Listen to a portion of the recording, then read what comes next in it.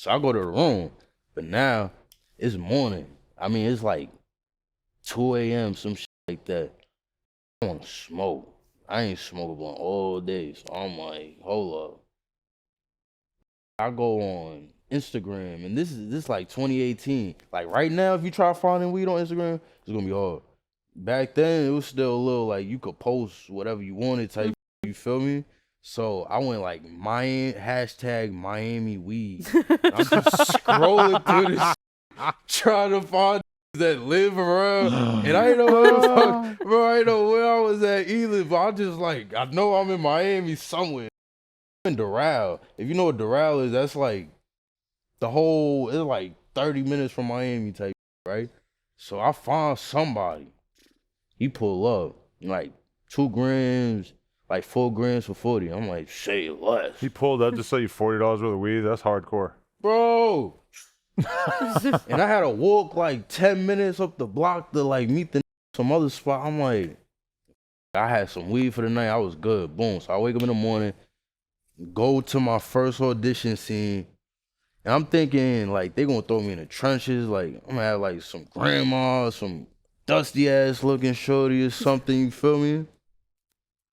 Shorty was fire, some Spanish ass Miami mommy, young joint. Her name was Jules Gotti. I don't know if you ever heard of her. She was.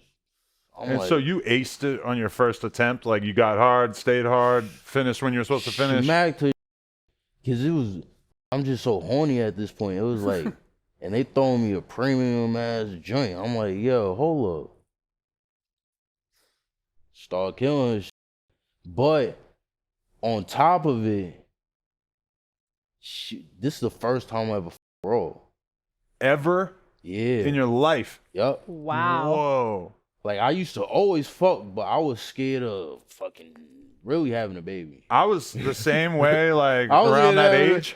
When I was 18, I was too scared to fuck without a condom for a long ass time. Cause I was scared to have a baby. Cause in my family, bro, we got a lot of like baby mama drama and shit like that. A lot of toxic shit. So also, like sex ed class had pretty much convinced me that if I had sex without a condom, I was gonna get AIDS. Every time. No, for real. Like I really thought that for too. I was like, I ain't trying to fuck around with that shit. I ain't know what was going on. Because AIDS was all that was on TV all through the 90s and shit. I really believed that. In the 90s and shit. Yeah, they was trying to scare niggas with that shit heavy on some other shit. So when they tell you that you're not gonna wear a condom, you're just like, you weren't worried at all? That, right? It was like, it was like the elephant in the room that I just didn't want to take the blanket off till they told me, "Ah, you fucking raw," and I'm like, "Oh, okay." I was like, "Fuck." So that must have been crazy because then you put it in and you realize, like, oh my god, this feels a fucking 1,000 times better than fucking through a rubber. And it felt good, but at the same time, I was in my head was scared.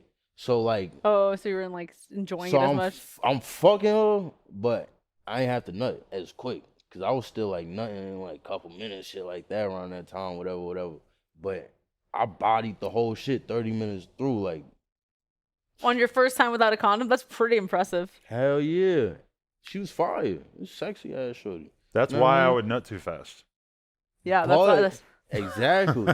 But in my head, I'm like, damn, I'm fucking this bitch raw. Yeah, the anxiety balanced it out. Yeah, that's what I'm saying. Because you got to remember, it's all in the head. All this whole porno shit, I had to learn that later, but it's all in your head. That's just how you do it. As you kept doing it, did you start to have a hard time at all? Because what was it? So, boom. It was like, when I first started, I was just so horny, I just wanted to fuck. I'm like, oh shit, boom. They just throwing me bitches fuck. Like, I'm thinking I'm just fucking. And they just, videos going up in the air, whatever the fuck, you feel me? Then, when I started, they started posting them. And then, nigga, my Twitter, I was already on Twitter at the time. So, like, I fake knew, like, how to, like, start posting and shit like that. Nigga, my shit started jumping. Got, like, 10K followers. What happened after that? One of the funny parts about this is just the fact that you were that young and that you were looking at porn and you were like, oh, I could do that. And that your dick was apparently big enough that you were like, damn, I got a bigger dick than a lot of the male porn stars. I was fucking a lot of shorties when I was in high school, so it's like I ain't never getting no complaints. You feel me? Usually, if you gonna get a complaint or something, you feel me? You ever have a don't girl know. like who couldn't handle it? Because I had some big dick homies back in the day that tried to fuck girls when we were like 18, 19, and the girl just like couldn't do it. It's too I ain't big. Hurt gonna 'em. lie, I was straight pound town in them bitches. I was like, I was horny. I was like, boy, I thought you just straight go crazy and shit. 100 miles an hour at the time, yeah. So you started getting followers and shit right away? Because like now when I look at your Twitter, you got like 500,000, right? Yeah. Wait, was there anything in And that particular that and- blew it up? This is my new Twitter at that. And I had like 4 other Twitters before this. They took my shit at like 35K, 50K. How come?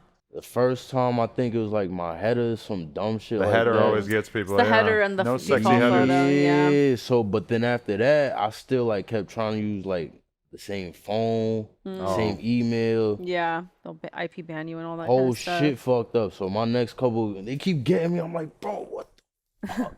And they wait till my shit jumping till they fucking take it. I was tight, so I just ended up getting whole new phone, switched number, new email.